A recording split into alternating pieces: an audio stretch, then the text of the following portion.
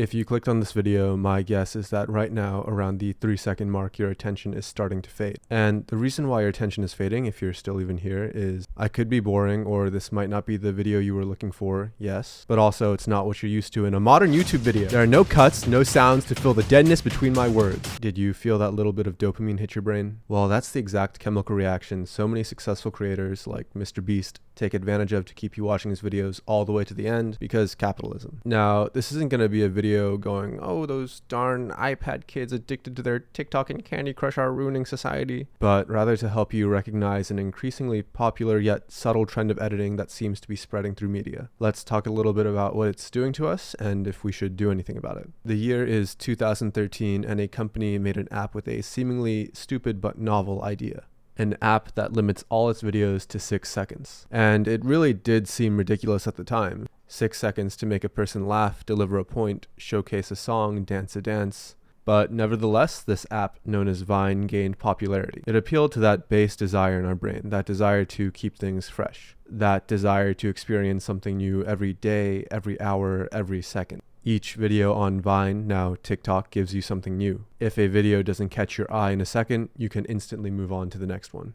And creators learned how to captivate their audiences in those seconds through these top 3 things you'll never guess are destroying your attention span. The last one's the most dangerous. Number 1, high energy with music to keep you wondering what's going to happen next. Number 2, quick cuts, edits, and video and audio changes. Whoa! And finally, mastering the craft of fast-paced and engaging storytelling.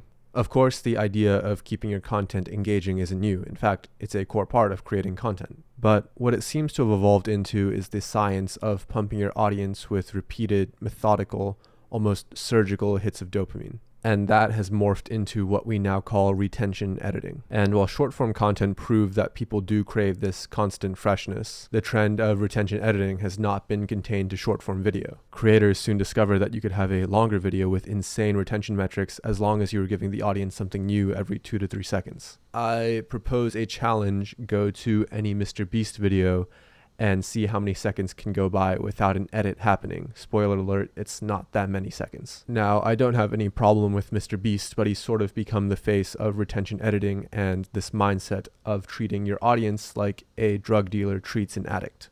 Every time we even get a little bored watching a video, there he is with a fresh edit delivering us that much needed hit of dopamine. And we develop a tolerance to the point where normally edited content just doesn't do it anymore. We need TikTok, we need fast edits to have a chance at paying attention. And as a result, more Mr. Beast clones, more TikToks to feed our addiction.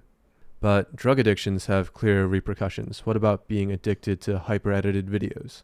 And I say this with the least amount of judgment possible. I fall into the category of addict. I still watch 2 hours of TikTok a day, and that number used to be a lot higher. I'll get to how I decrease that number later. Best case, this level of hyper-editing will be needed to keep our attention on anything in the future. Worst case, early onset dementia and general brain rot. But let's just talk about attention span. Some research suggests a pretty clear link between the consumption of short-form video and decreasing attention span and decreased memory. While the consequences are dubious with an adult with a fully formed frontal lobe, this trend is particularly worrying for kids. Learning meaningful things requires prolonged concentration, and when you're young, that's the most optimal time to learn anything. So if kids as a collective are exposed and then addicted to retention editing, they may find it harder to learn as effectively as previous generations. Combine it with a pandemic and remote learning, and you'll have sinking test scores and Gen Z/millennial teachers bitching about their students. I teach 7th grade, they are still performing on the 4th grade level.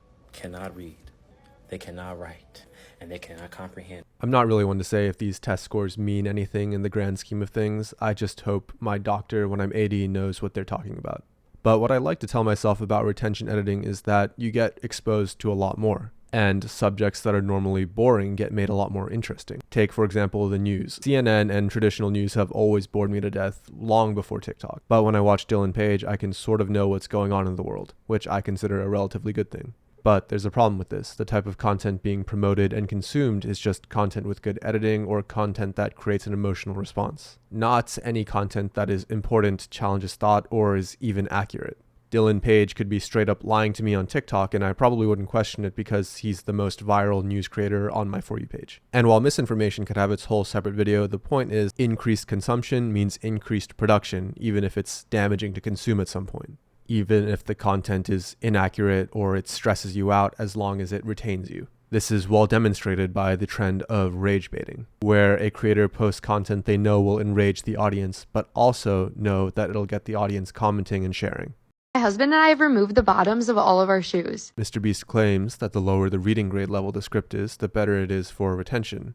And while his content is relatively inconsequential, take content that is, for example, politics. The best way to make a kid right-leaning is to show them cherry-picked Ben Shapiro videos of him destroying SJWs and gradually sending them down that well-edited right-wing pipeline. On the same token, you can make edits of Destiny out-debating conservative men with no college background and then gradually send a kid down the left-wing pipeline. And with this surface-level but well-edited content, the concern goes back to kids and people who are easily influenced.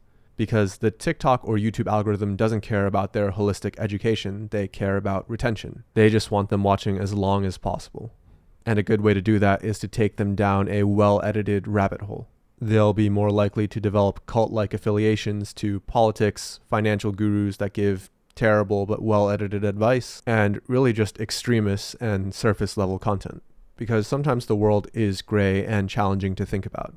But retention editing hates that. Retention editing loves black and white. It's better for retention if someone just easily explains to you what to do and how to do it. This is how you should feel. Don't question it, just consume this dopamine delivering content over and over for hours and hours until it becomes your second language. Lose your ability to form thoughtful arguments and just shout what you think like you see on TikTok. And I'm sure because of the internet, you'll never have a hard time finding people that agree with your opinion.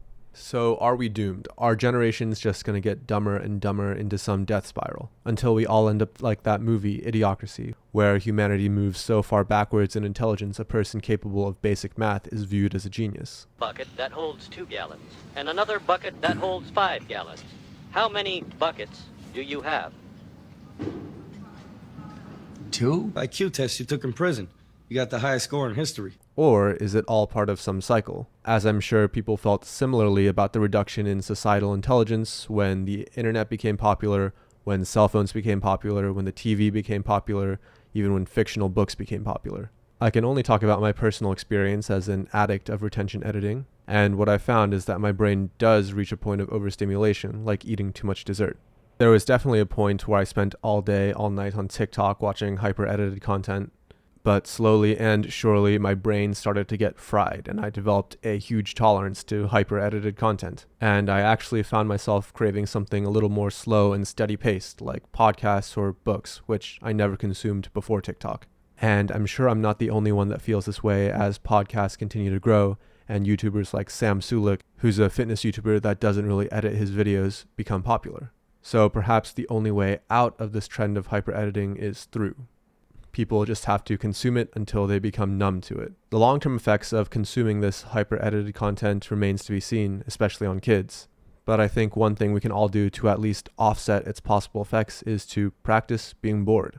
Practice being chill, practice doing one thing at a time, and practice being more present. Participate in the now almost counterculture of consuming things or doing things that are long form. Alright, that is it for the video. Thank you for watching, and I will see you next time. Films unedited.